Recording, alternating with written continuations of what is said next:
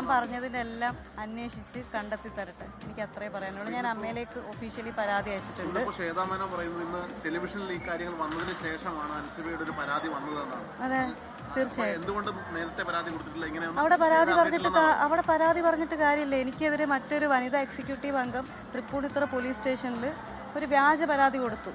അന്ന് ഞാൻ maximum executive കമ്മിറ്റിയുടെ ഗ്രൂപ്പിൽ ഞാൻ പറഞ്ഞതാണ്, ഞാൻ പരാതി അയച്ചതാണ്, ഞാൻ പറഞ്ഞതാണ് ഇത് നിങ്ങൾ അന്വേഷിക്കണമെന്ന്. രണ്ട് ഭാരവാഹികൾ തമ്മിലൊരു പ്രശ്നമുണ്ടെങ്കിൽ this is nothing to do with AMMA എന്നാണ് പ്രസിഡന്റ് എന്നോട് പറഞ്ഞത്.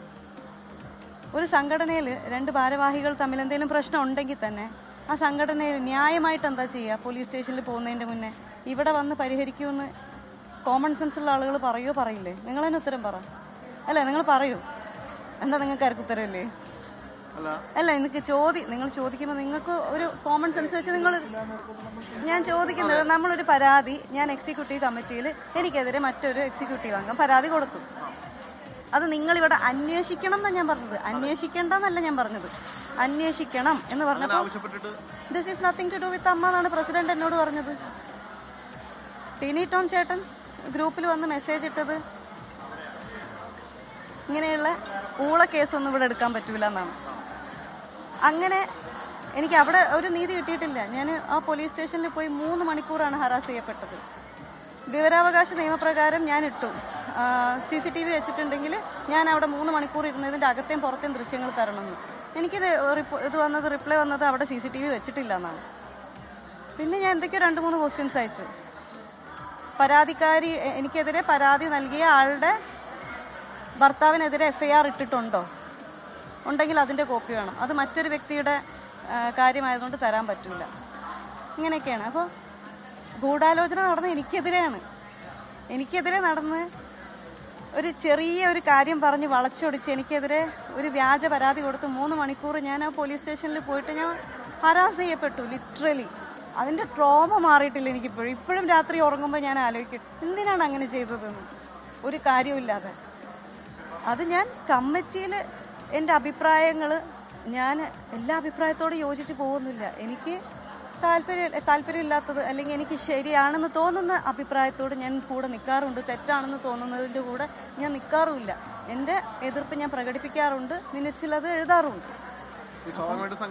അപ്പോ പക്ഷേ ഇതിനപ്പുറത്തേക്ക് വരുമ്പോഴത്തേക്കും ഇതിപ്പോ ടിനി ടോമിനെതിരെ വന്നിരിക്കുന്ന ഒരു ആരോപണങ്ങൾ അതിനെല്ലാം പുള്ളി വിശദമായിട്ട് നിഷേധിച്ചോട്ടെ. അദ്ദേഹത്തിന്റെ വളർച്ചയിൽ ആശങ്കയുള്ള രീതിയിൽ അല്ലെങ്കിൽ അസൂയപ്പെട്ട എന്നെക്കാൾ ഇത്രയും വർഷം മുമ്പ് വന്ന ഒരാളോട് എനിക്ക് എന്തിനാണ് ആശങ്ക? അദ്ദേഹം എന്നെക്കാൾ എത്രയോ സീനിയറാണ്. ആ കമ്മിറ്റിയിൽ ഇരിക്കുന്നതിൽ പ്രായം കൊണ്ടാണെങ്കിലും വർക്ക് കൊണ്ടാണെങ്കിലും ഒക്കെ ഏറ്റവും ജൂനിയർ ആയിട്ടുള്ള ഒരാൾ ഞാനാണ്. അത് പറയുമ്പോൾ ഉള്ള ഫീലിങ്സ് നിങ്ങൾ ആലോചിച്ച് നോക്കൂ. ഇപ്പോഴത്തെ ഒരു സാമൂഹിക നേരിട്ട് അങ്ങനെ ഉണ്ടായിരുന്നോ പറഞ്ഞത്? അദ്ദേഹം പല മെമ്പേഴ്സിനോടും ഒക്കെയാണ് പറഞ്ഞത്. അവരെല്ലാവരും സാക്ഷി പറയാൻ വരുമോ എന്നൊന്നും എനിക്കറിയില്ല. അതിൽ എക്സിക്യൂട്ടീവ് മെമ്പറായിട്ടുള്ള നീന കുറുപ്പ് ചേച്ചി അത് കേട്ടിട്ടുണ്ട്. ചേച്ചി എന്നോടത് പറഞ്ഞിട്ടുണ്ട്. നീന ചേച്ചി എന്നോടത് പറഞ്ഞു. ടിനിയോട് നേരിട്ട് ചോദിച്ചിട്ടുണ്ടോ? അങ്ങനെയൊക്കെ പറഞ്ഞ ഒരാളോട് ഫോൺ വിളിച്ച് സംസാരിക്കാൻ പോലും തോന്നുന്നു.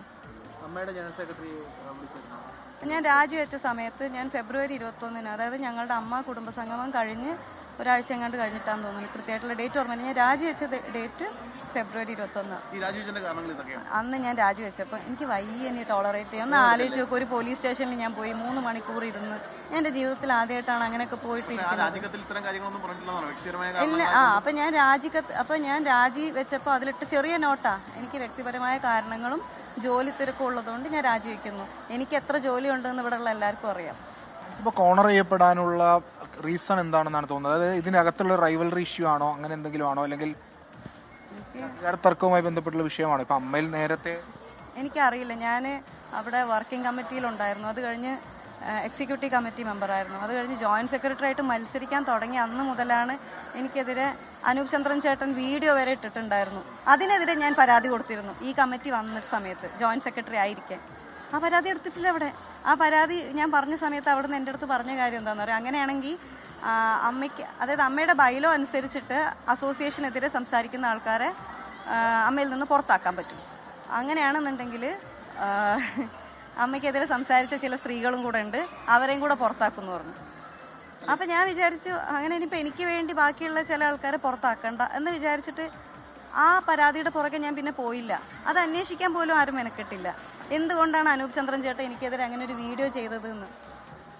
എനിക്കെതിരെ ഉന്നയിച്ചിട്ടുള്ള ആരോപണങ്ങളെ അതിൽ നിങ്ങളുടെ സംഘടനയ്ക്ക് അപ്പുറത്ത് കുറച്ച് ക്രൈം സ്വഭാവം അല്ലെങ്കിൽ അതിനൊരു ആന്റി സോഷ്യൽ സ്വഭാവമുണ്ട്. അപ്പോൾ അത് നിയമപരമായി പോകുന്നുണ്ടോ? എന്നെ പോലീസ് സ്റ്റേഷനിൽ, തൃപ്പൂണിത്തറ പോലീസ് സ്റ്റേഷനിൽ എന്നെ കയറ്റിയിട്ടുണ്ടെങ്കിൽ അതിനൊരു ഗൂഢാലോചന ഉണ്ട്. ആ ഗൂഢാലോചന എല്ലാവരും തെളിയിക്കട്ടെ.